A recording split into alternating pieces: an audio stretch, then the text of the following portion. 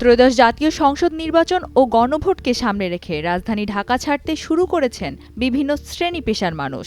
লম্বা ছুটি থাকায় অনেকেই পরিবার পরিজন নিয়ে নিজ নিজ এলাকায় যাচ্ছেন ভোটাধিকার প্রয়োগের জন্য। 12 ফেব্রুয়ারি ভোটের দিন পছন্দের প্রার্থীকে ভোট দিতে আগ্রহী ভোটারদের স্রোতে ধীরে ধীরে ফাঁকা হয়ে পড়ছে রাজধানী।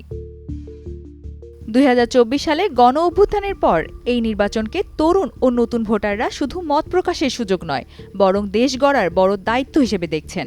রাজধানীর বিভিন্ন বাস টার্মিনাল, রেল স্টেশন ও লঞ্চঘাট ঘুরে ঘুরে এলাকামুখী যাত্রীদের ভিড় দেখা গেছে।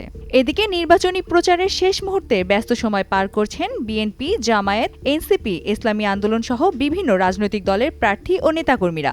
সম্ভাব্য বিশৃঙ্খলা এড়াতে আইনশৃঙ্খলা বাহিনীও ব্যাপক প্রস্তুতি নিয়েছে। নির্বাচন ও গণভোট উপলক্ষে সরকার 11 ও 12 ফেব্রুয়ারি সরকারি, আধা সরকারি, স্বায়ত্তশাসিত ও বেসরকারি অফিস এবং সব শিক্ষা প্রতিষ্ঠানে সাধারণ ছুটি ঘোষণা করেছে। পাশাপাশি 13 ও 14 ফেব্রুয়ারি শুক্র ও শনিবারে ছুটি মিলিয়ে চাকরিজীবীরা পাচ্ছেন টানা লম্বা ছুটি।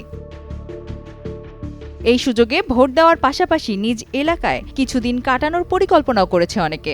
রাজধানীর মহাখালী বাস টার্মিনালে দেখা গেছে অন্য দিনের তুলনায় যাত্রীর চাপ অনেক বেশি। স্বচ্ছ, শান্তিপূর্ণ ও সহিংসতামুক্ত নির্বাচনের প্রত্যাশা নিয়ে বাড়তি উচ্ছ্বাসে নিজ নিজ এলাকায় ফিরছেন সাধারণ ভোটাররা। Sanjida Laboni, Times today.